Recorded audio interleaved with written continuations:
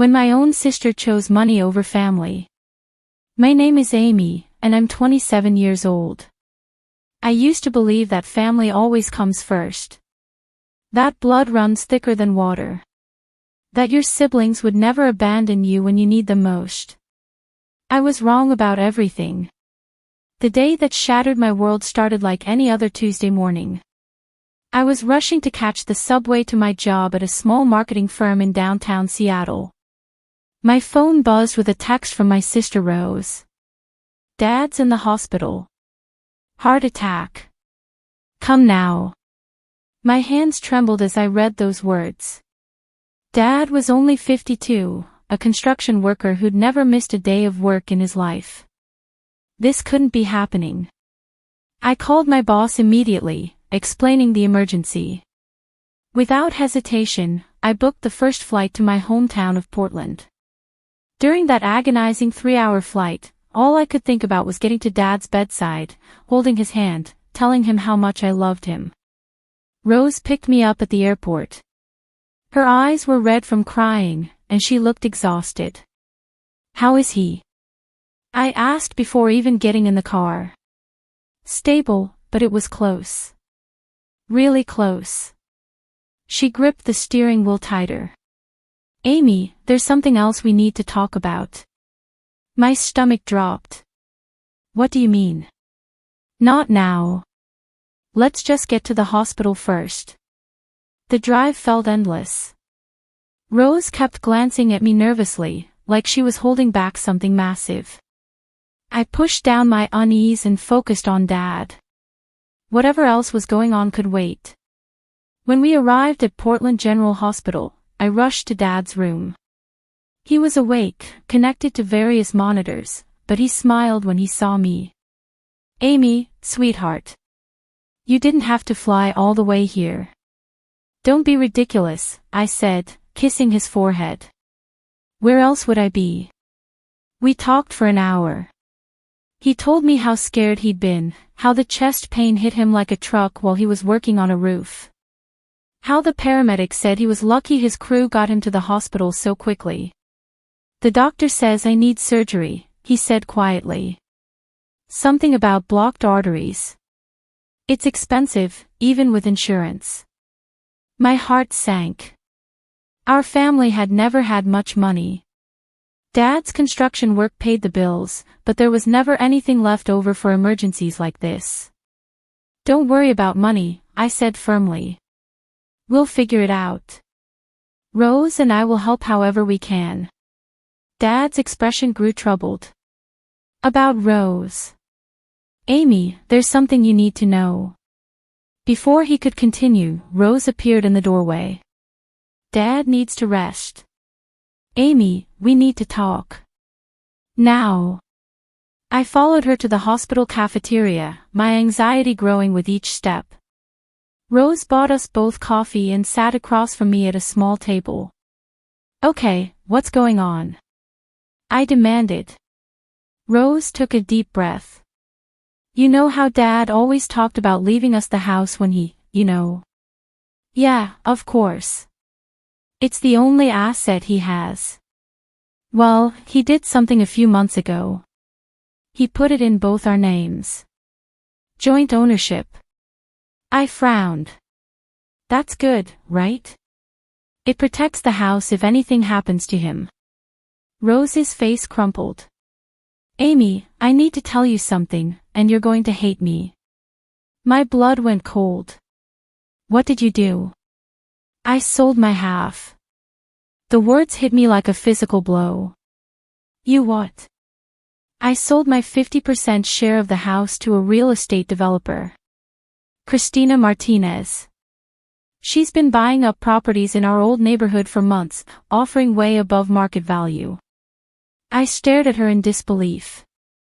Rose, that's Dad's house. Our childhood home. How could you sell it without telling me? Because I knew you'd try to stop me, she burst out. Amy, they offered me $150,000 for my half. Do you know what that means for me and Patrick? Patrick was her husband of 2 years, a guy who'd never held a job for more than 6 months. They lived in a tiny apartment, always struggling to make rent. I don't care what it means for you, I said, my voice rising. That house belongs to Dad. It's where Mom died, where we grew up. It's all he has left. Well, now you own 50% and Christina owns the other 50%, Rose said defensively. She says she's willing to make you an offer too.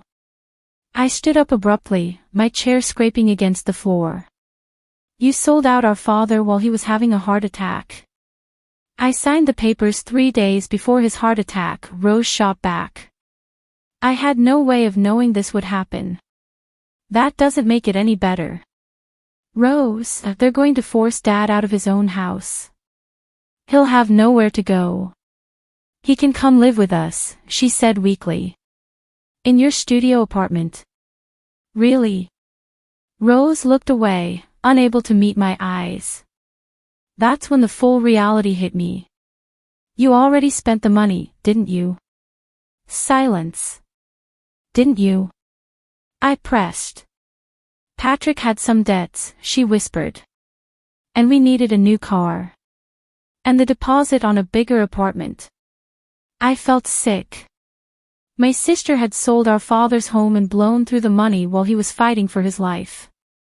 Amy, please don't look at me like that. We were desperate. You have a good job, you're stable. You don't understand what it's like to worry about money every single day. So you decided to destroy Dad's life instead. I thought maybe the shock of losing the house would motivate him to move in with one of us. He's getting older. He shouldn't be living alone anyway. The selfishness of her reasoning was breathtaking. She'd convinced herself that betraying Dad was somehow for his own good. I left the cafeteria and went straight back to Dad's room. He was sleeping, looking frail and vulnerable, connected to all those machines. I couldn't bring myself to tell him about Rose's betrayal. Not yet. Not while he was fighting to survive. Over the next 3 days, I stayed at the hospital almost constantly. Rose would visit for an hour or two, then leave to handle things with Patrick. She avoided being alone with me, probably afraid I'd confront her again. Dad's surgery was scheduled for Friday morning. The night before, he seemed stronger, more like himself. Amy, I need to ask you something, he said quietly. Anything, Dad. If something happens to me during surgery, promise me you'll take care of the house. Don't let them tear it down. Your mother loved that place so much. My throat tightened. Nothing's going to happen to you. But yes, I promise. He squeezed my hand. You're a good daughter. Both you and Rose. I know she can be difficult sometimes. But she's family. If only he knew what she'd done. The surgery took 6 hours. I paced the waiting room while Rose sat in the corner, scrolling through her phone. Around hour 4, a man in an expensive suit approached us. Excuse me, are you Amy and Rose Patterson? We both looked up. I'm Mark Stevens, Christina Martinez's attorney. I understand this is a difficult time, but we have a situation regarding the property at 847 Maple Street. My blood boiled. Are you seriously doing this while our father is in surgery? I apologize for the timing, but there are legal deadlines involved. Rose has already sold her interest in the property. Christina is prepared to make you a very generous offer for your half. Get out, I said quietly. I beg your pardon. I said get out. Now. Before I call security. Mark Stevens looked at Rose, who was staring at the floor. Perhaps we could discuss this at a more appropriate time. There will never be an appropriate time, I said. I'm not selling. After he left, Rose finally spoke. Amy, you're being stubborn. That house is going to be a burden. Dad can't maintain it forever. That's his choice to make, not yours. He can't afford the property taxes anymore. Did you know he's been behind on payments for 8 months? This was news to me. Dad had never mentioned financial struggles. How do you know that? Because Christina's people did their research before making the offer. The county's going to seize the house for back taxes anyway. At least this way, we get something out of it. We? I said incredulously. You mean you get something out of it? You already spent your share. Dr. Johnson emerged from the surgery doors before Rose could respond. He looked tired but was smiling. The surgery went very well, he said. We were able to clear all the blockages. Your father should make a full recovery. I nearly collapsed with relief. Dad was going to be okay. But the ordeal was far from over. During Dad's week-long recovery, I did some investigating of my own. I called the county assessor's office and discovered that Rose was telling the truth about the back taxes. Dad owed $12,000 and had missed several payment deadlines. I also learned more about Christina Martinez and her company, Pacific Northwest Development. They were buying up entire neighborhoods, demolishing older homes, and building luxury condos. Our childhood neighborhood was being systematically destroyed. The house where I'd learned to ride a bike in the driveway. Where Mom had tended her rose garden until cancer took her away. Where Dad had taught me to change a car tire and throw a perfect spiral. Soon it would all be gone. When Dad was finally discharged, I took him home to Maple Street. The house looked smaller than I remembered, and I could see it needed repairs.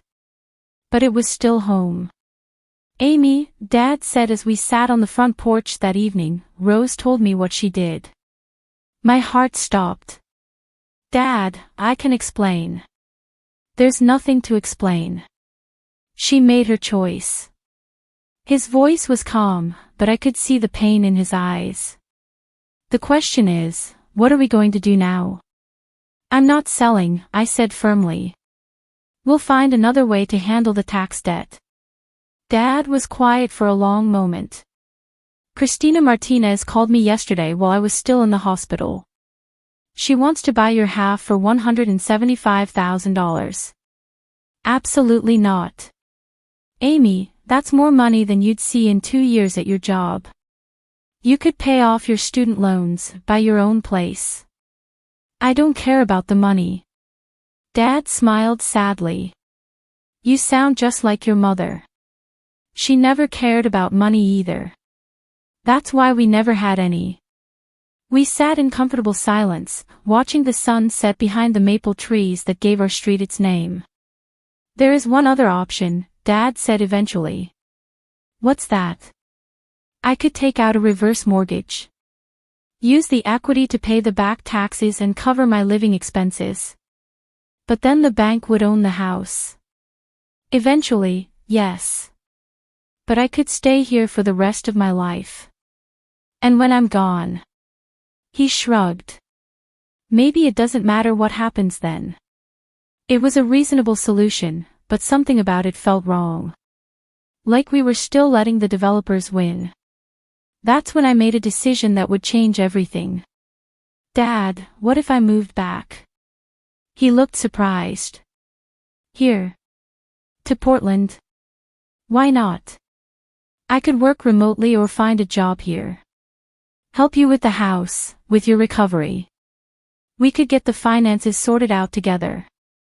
Amy, you've built a life in Seattle. Your career, your friends. None of that matters more than family. Unlike Rose, I meant it. The next morning, I called my boss in Seattle and explained the situation. To my surprise, she was incredibly understanding. Take all the time you need, she said. And if you decide to stay permanently, we can probably arrange for you to work remotely a few days a week. Next, I called a family lawyer to understand our options regarding Rose's sale. The news wasn't good. Since your father put both of you on the deed as joint tenants, your sister had the legal right to sell her interest, the lawyer explained. However, Christina Martinez now owns 50% of the property as a tenant in common with you. She can force a partition sale if you don't agree to sell voluntarily. What does that mean? It means she can petition the court to force the sale of the entire property. The proceeds would be split 50-50 between you two, minus her legal costs. So she wins either way. Most likely, yes. Unless what? Unless you can buy out her 50% before she files for partition. But given that she paid Rose $150,000, she'd probably want at least that much to sell back to you. Money I definitely didn't have. That evening, Rose showed up at the house. She looked nervous and kept glancing around like she was afraid someone might be watching. Amy, we need to talk. I think you've done enough talking. Please. Just hear me out. Against my better judgment, I let her in. Dad was upstairs resting, so we sat in the living room where we'd played as kids. I know you hate me, she began. I don't hate you, Rose. I'm disappointed in you. There's a difference. Patrick and I are having problems, she said quietly. The money, it didn't solve anything. He spent most of it on gambling debts I didn't even know about.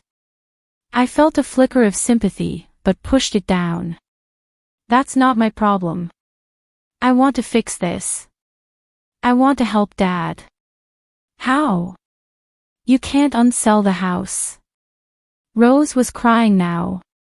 What if I talked to Christina? Convinced her to let Dad stay in the house. She could rent it to him or something. Rose, she's going to tear it down. She doesn't want tenants. Then what? What am I supposed to do?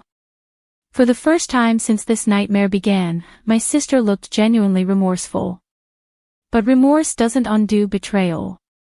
You're supposed to live with the consequences of your choices, I said quietly. Just like the rest of us. Rose left without another word. I heard her car pull away and felt a deep sadness settle over me.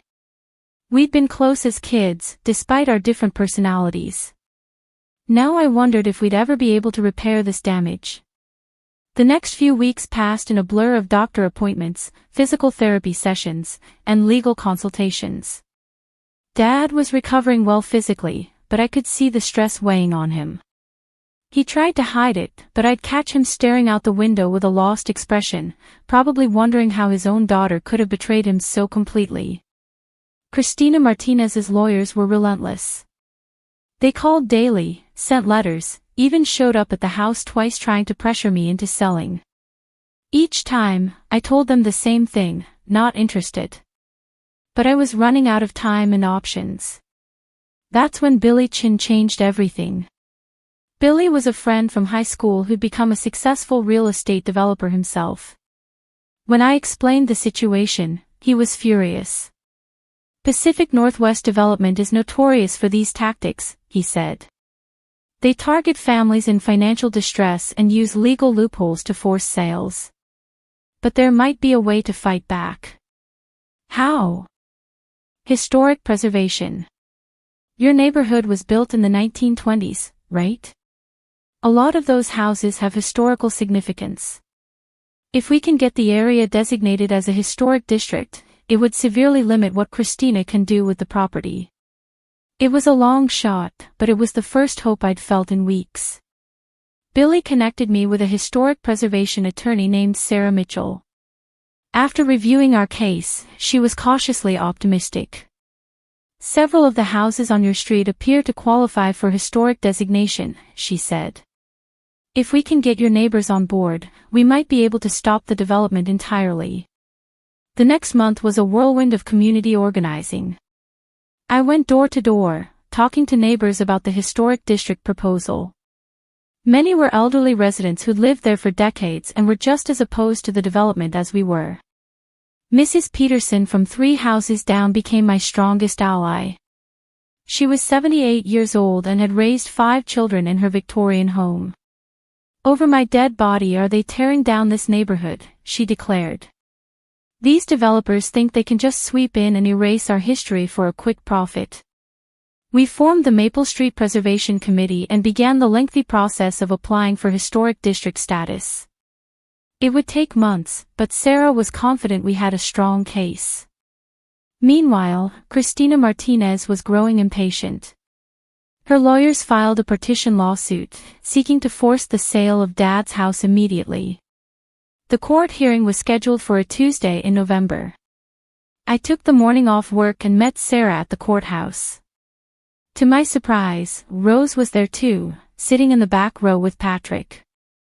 Cristina Martinez herself was there as well. She was a sharp-dressed woman in her 40s with cold eyes and an expensive handbag. She looked at me like I was an annoying insect she was about to swat.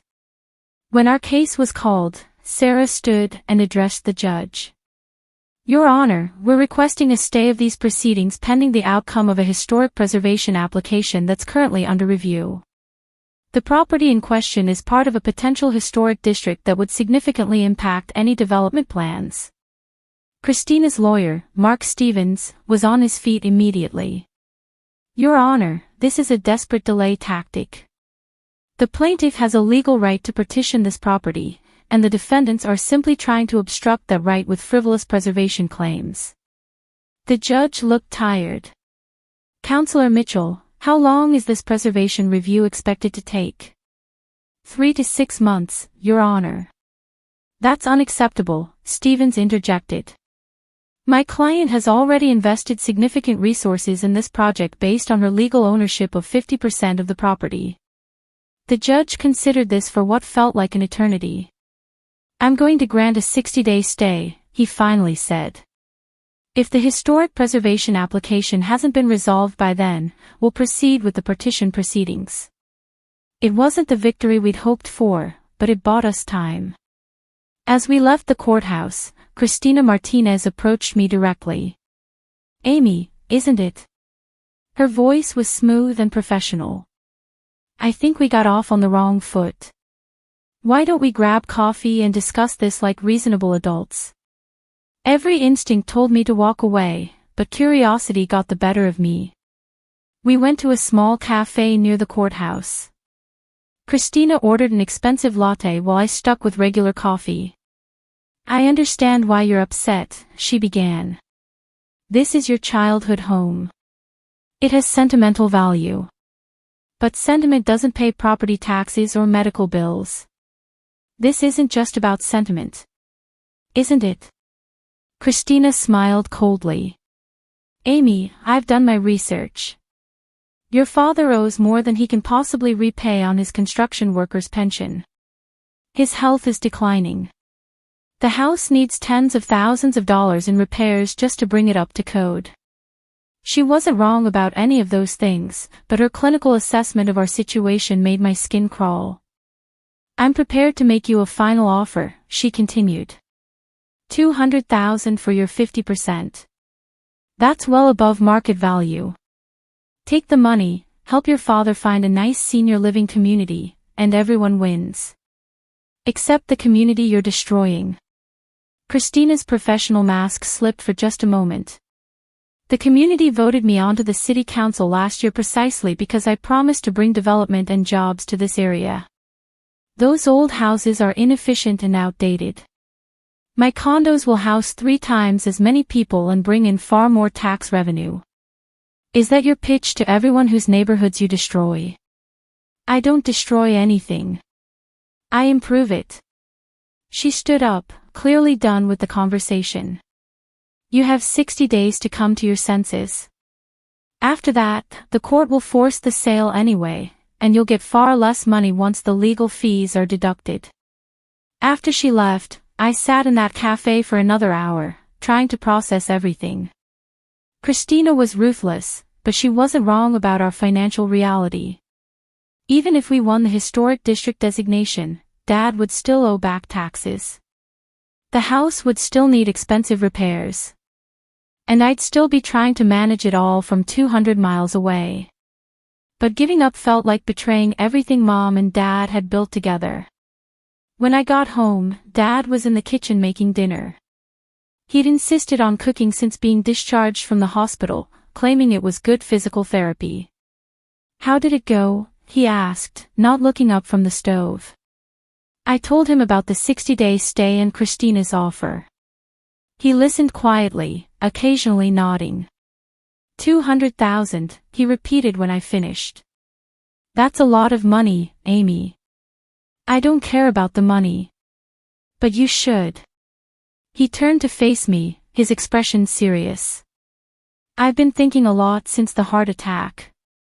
About priorities. About what really matters. The house matters. Mom's memory matters. Your future matters more." Dad sat down across from me at the kitchen table where we'd eaten thousands of meals as a family. "Amy, you're 27 years old. You should be thinking about your own life, your own family someday. Not taking care of an old man and his broken-down house. You're not old, and the house isn't broken down." Dad smiled sadly. "We both know that's not true." We ate dinner in contemplative silence. Afterward, I called Billy to update him on the court hearing and Christina's offer. 200 grand, he whistled. "That's actually a decent offer, Amy. Above market value, like she said. I thought you were on my side." "I am. But I'm also trying to look out for your best interests. Fighting developers like Christina is expensive and time-consuming. Even if you win the historic district designation, she'll find other ways to make your life hell. Property developers don't give up easily. So you think I should sell?" "I think you should consider all your options. Including the possibility that keeping the house might not be the best thing for you or your dad in the long run." I hung up feeling more confused than ever. Everyone seemed to think selling was the logical choice. Maybe they were right. Maybe I was being stubborn and emotional instead of practical. That weekend, Rose called. "Amy, can we meet? I have something to show you." We met at a coffee shop downtown. Rose looked terrible, dark circles under her eyes, clothes that didn't quite fit, an overall air of defeat. "Patrick left," she said without preamble. "I'm sorry." "No, you're not. And you shouldn't be. He was awful. The gambling was just the tip of the iceberg." She pulled out her phone and showed me a bank statement. "This is what's left of the money from the house sale." The balance was $3,247. "Rose, what happened to the rest?" "Debts. So many debts. Credit cards, payday loans, back rent on the apartment. Patrick had been lying about everything for months." She started crying. "Amy, I've ruined everything. I destroyed our family for money that's already gone." I reached across the table and squeezed her hand. Despite everything she'd done, she was still my sister. "What are you going to do now?" "I don't know. I can't afford the apartment by myself. I'll probably have to move back in with Dad." The irony wasn't lost on either of us. Rose had sold the house to escape financial desperation, only to end up right back where she started. "There's something else," she said quietly. "I talked to a lawyer about whether there's any way to undo the sale." "There isn't." But what?" Christina approached me. "She wants me to convince you to sell. She offered me $20,000 if I can change your mind." My stomach turned. "Please tell me you said no." "I did. I said no." Rose looked up at me with tears in her eyes. "Amy, I know I don't deserve forgiveness. I know I've destroyed your trust. But I want to help you save the house if there's any way possible." "How?" "You don't have any money left." "I have something else. Information." Rose leaned forward. "Christina's been lying about the historic district application. Her lawyers have been paying off city council members to fast-track the denial." This was huge. If we could prove corruption in the approval process, it would not only help our case but potentially bring down Christina's entire operation. How do you know this? Patrick overheard a phone call before he left. Christina was talking to someone about making sure the preservation nonsense got killed quickly. Do you have any proof? No. Just Patrick's word, and he's not exactly a reliable witness. Rose looked defeated again. I know it's not much, but I thought you should know. After Rose left, I sat in my car for a long time, trying to decide what to do with this information. Even if it was true, proving corruption would be nearly impossible without evidence. But it gave me an idea. That evening, I called Sarah Mitchell and told her about Rose's information. She was skeptical but intrigued. If Christina is trying to influence the Historic District Review, there might be a paper trail. Phone records, bank transfers, meeting schedules. It would take some digging, but it's worth investigating. How long would that take? Longer than 60 days, unfortunately. But Amy, if we can prove corruption, it changes everything. Not just for your case, but for every property Christina's trying to develop. I made my decision that night. I was going to fight.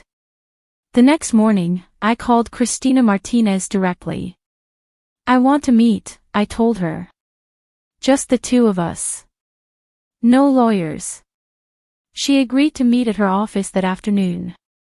Pacific Northwest Development occupied an entire floor of a gleaming downtown high-rise. Christina's personal office was huge, with floor-to-ceiling windows overlooking the city. I'm glad you called, she said, gesturing for me to sit in a leather chair across from her massive desk. I was hoping you'd come to your senses. I want to make a counteroffer. Christina raised an eyebrow. I'm listening. You drop the partition lawsuit and sell me back your 50% of the house for exactly what you paid Rose. $150,000. Christina laughed. That's not how real estate works, Amy. I'm not running a charity. No, but you are running a criminal enterprise. The smile disappeared from Christina's face. Excuse me. I know about the bribes. The city council members you're paying to kill the historic district application. For just a moment, Christina's composure cracked. Then she recovered, her expression turning ice cold. That's a very serious accusation. I hope you have evidence to back it up. Maybe I do. Maybe isn't good enough. Christina stood up, clearly ending the meeting. Amy, you're in over your head. Take my offer while it's still on the table. After the court hearing, you'll get far less money and I'll still get what I want. We'll see about that. As I left Christina's office, I felt both terrified and exhilarated. I just declared war on one of the most powerful developers in the city, and I had no idea if I could actually win. But for the first time since this ordeal began, I felt like I was fighting for something bigger than just my family's house. I was fighting for everyone like Mrs. Peterson, everyone who'd watched their neighborhoods get destroyed by people like Christina Martinez. The next few weeks were a blur of activity. Sarah worked with a private investigator to look into Christina's business practices. I organized more community meetings, building support for the historic district designation. And Dad, despite his protests about me getting too involved, started helping with research and phone calls. We also got an unexpected ally. Billy Chen reached out with disturbing news about Pacific Northwest Development. Amy, I've been asking around about Christina's other projects, he said during a phone call. There's a pattern. She targets financially distressed families, finds ways to acquire partial ownership of their properties, then uses legal pressure to force sales. Your situation isn't unique. How many families? At least a dozen in the past 2 years. And in every case, she's had inside information about the family's financial problems. Tax debts, medical bills, job losses. It's like she knows exactly when to strike. This was the break we'd been hoping for. If we could prove that Christina was systematically targeting vulnerable families, it would support our case that her acquisition of Dad's house was part of a predatory pattern. But we needed more than suspicions. We needed evidence. That's when Mrs. Peterson came through for us. "Amy, dear," she said during one of our committee meetings, "I may have found something interesting." She handed me a folder full of documents. Property records, tax filings, business licenses. "My grandson works for the city assessor's office," she explained. "Unofficially, of course. He's noticed some irregularities in how certain property information gets shared with private companies." The documents showed that Christina's company had been accessing confidential tax and financial records for targeted properties months before making purchase offers. "Mrs. Peterson, this is huge," I said, flipping through the papers. "There's more. My grandson says there's a city employee, someone in the tax assessor's office, who's been selling information to developers. He thinks he knows who it is." Within days, we had our smoking gun. A city clerk named David Morrison had been taking payments from Pacific Northwest Development in exchange for confidential property information. We had bank records, email correspondence, even recordings of phone calls where Morrison discussed specific properties with Christina's staff. But Morrison was small fish. We needed evidence that Christina herself knew about and authorized the illegal information gathering. The breakthrough came from an unexpected source: Patrick, Rose's ex-husband. He showed up at Dad's house one evening, looking haggard and desperate. "I need to talk to Amy," he told Dad. "It's about Christina Martinez." I was skeptical. Patrick had never been trustworthy, and he'd already caused enough damage to our family. But when he started talking, I realized he might be our key to bringing down Christina's operation. "She approached me directly," he said. "About 3 weeks ago. She wanted me to get close to Rose again, to find out what you were planning with the historic district stuff. Did you do it?" I tried. Rose saw right through me. But Christina didn't know that. "I kept meeting with her, pretending to have inside information about your family." Patrick pulled out his phone. "I recorded everything." The recordings were damning. Christina not only knew about the illegal information gathering but had specifically instructed Morrison to target families with medical debt or tax problems. She'd also discussed bribing city council members to fast-track the denial of our historic district application. "Why are you helping us?" I asked Patrick. "Because Rose was right about me. I'm a screw-up and a coward. But maybe I can do one decent thing before I leave town for good." With Patrick's recordings and Mrs. Peterson's documents, we had everything we needed. Sarah immediately filed a motion to dismiss the partition lawsuit based on the illegal acquisition of information about our property. We also turned over all our evidence to the district attorney's office for criminal investigation. The story broke in the local newspaper 2 days later. Developer accused of bribery and information theft. Christina Martinez's photo was on the front page, looking shocked as she left the courthouse after being questioned by prosecutors. The court hearing to decide our case was rescheduled pending the criminal investigation. Christina's lawyers tried to argue that their client's alleged crimes didn't invalidate her legal ownership of the property, but the judge wasn't buying it.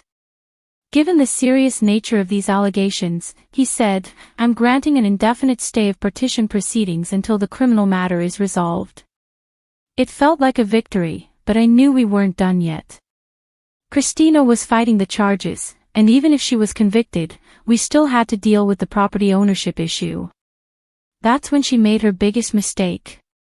Desperate to salvage her business and reputation, Christina reached out to me one final time. She wanted to meet in person, claiming she had a resolution that would benefit everyone. Against Sarah's advice, I agreed. But I insisted the meeting take place at Dad's house, on our terms. Christina arrived looking nothing like the polished businesswoman I'd met before. Her usually perfect hair was disheveled, her expensive suit wrinkled. The criminal investigation was clearly taking its toll. "Amy, I think we can work something out," she said, sitting stiffly on our living room couch. Dad had insisted on being present, despite my protests that he didn't need the stress.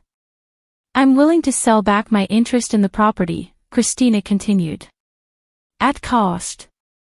$150,000, exactly what I paid your sister."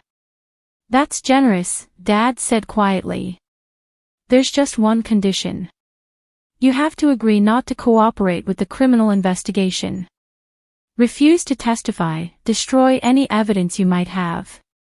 The audacity was breathtaking. Even facing serious criminal charges, Christina was still trying to manipulate and control the situation. "Are you seriously asking us to obstruct justice?" I said. "I'm asking you to be practical. Even if I'm convicted, which I won't be, the criminal case could drag on for years. Your father isn't getting any younger. Do you really want to spend the rest of his life fighting legal battles?" I looked at Dad, trying to gauge his reaction. He was studying Christina with an expression I'd never seen before, a mixture of pity and disgust. "Ms. Martinez," he said slowly, "you destroyed my family. You turned my daughters against each other. You tried to steal my home. And now you want us to help you escape consequences for your crimes. Mr. Patterson, I understand you're upset. Get out of my house." Christina's mask finally slipped completely. "You're making a mistake. All of you. I have resources, connections. I can make your lives very difficult. Are you threatening us?" I asked. "I'm stating facts. Cross me, and you'll regret it." Dad stood up slowly, his face flushed with anger. "Lady, I survived a heart attack, a betrayal by my own daughter, and months of harassment from you and your lawyers. You think I'm afraid of more threats? You should be." That's when I realized Christina had just made her fatal error. She'd threatened us in our own home, and I had my phone recording the entire conversation. "I think this meeting is over," I said, standing up. Christina stormed out, slamming the door behind her. As soon as her car pulled away, I stopped the recording and called Sarah. "She just threatened us," I told her. "I have it all on tape. Amy, this is perfect. Witness intimidation is a serious felony. Forward me that recording immediately." Within hours, Christina Martinez was arrested again, this time for attempting to obstruct justice and intimidate witnesses. The recording was all over the local news by evening. But the real victory came 2 weeks later. Facing overwhelming evidence and multiple felony charges, Christina's lawyers finally came to the negotiating table. They offered to sell back her 50% interest in Dad's house for exactly what she'd paid Rose, no conditions attached.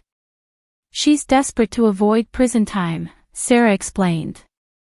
"Returning the property voluntarily shows good faith to the prosecutor. There was just one problem: I didn't have $150,000. That's when the community that had rallied around our cause stepped up in ways I never could have imagined. Mrs. Peterson organized a neighborhood fundraiser. Billy Chin offered to co-sign a loan. Even some of Christina's other victims, families who'd lost their homes to her predatory tactics, contributed what they could. But the biggest surprise came from an unexpected source. Rose showed up at Dad's house one morning with an envelope in her hands.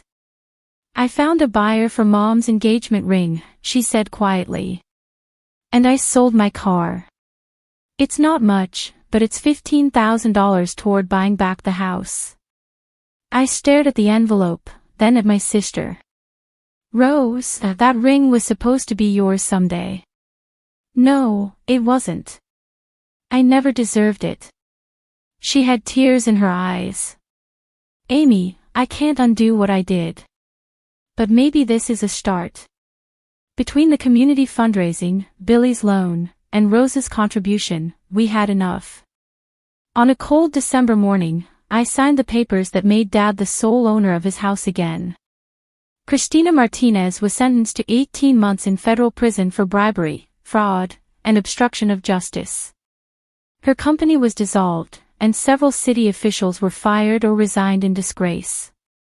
The Maple Street Historic District was approved unanimously by a newly elected city council. But for me, the real victory was simpler and more personal. Dad's health continued to improve. The stress of potentially losing his home had been affecting his recovery more than any of us realized. Once the legal battles were over, he seemed to gain strength every day. Rose moved back into her childhood bedroom and got a job at the local library. She and I were slowly rebuilding our relationship, though it would never be quite the same. Trust, once broken, doesn't heal quickly or completely. And I made the decision to stay in Portland permanently. My Seattle job agreed to let me work remotely 3 days a week, with travel as needed. The rest of the time, I helped Dad with the house and worked on my own consulting business. 6 months after everything was resolved, I was in Mom's old rose garden, planting new flowers for spring, when Dad came outside with 2 cups of coffee. "Penny for your thoughts," he said, settling into the porch chair beside me. "Just thinking about how different everything could have been. If Rose hadn't sold the house, if I hadn't fought back, if the community hadn't supported us." Dad was quiet for a moment. "You know what your mother would have said?" "What?" "That everything happens for a reason. Maybe we needed to almost lose this place to really understand what it means to us." I thought about that as I watched the sun set behind the maple trees. Maybe he was right. The experience had been painful, but it had also shown me things I might never have learned otherwise. I learned that family isn't just about blood, it's about who shows up when you need them most. Mrs. Peterson, Billy, Sarah, even Patrick in his flawed way, had been more supportive than my own sister when it mattered. I learned that sometimes fighting for what's right means risking everything, and that courage isn't the absence of fear, it's doing what needs to be done despite being terrified.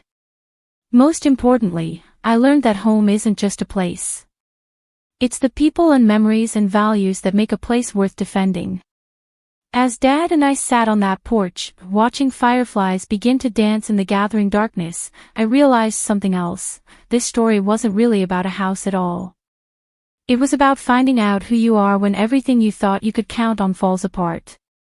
It was about discovering that sometimes the family you choose is stronger than the family you're born into.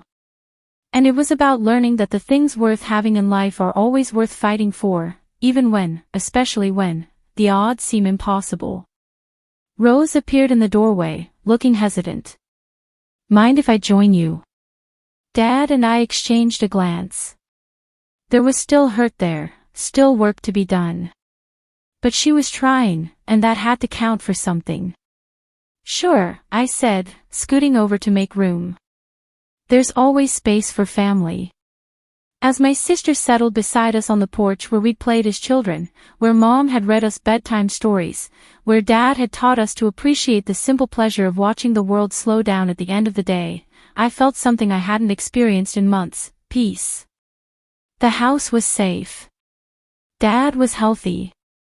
And our family, fractured but not broken, was slowly learning to heal. Sometimes that's enough. Sometimes that's everything.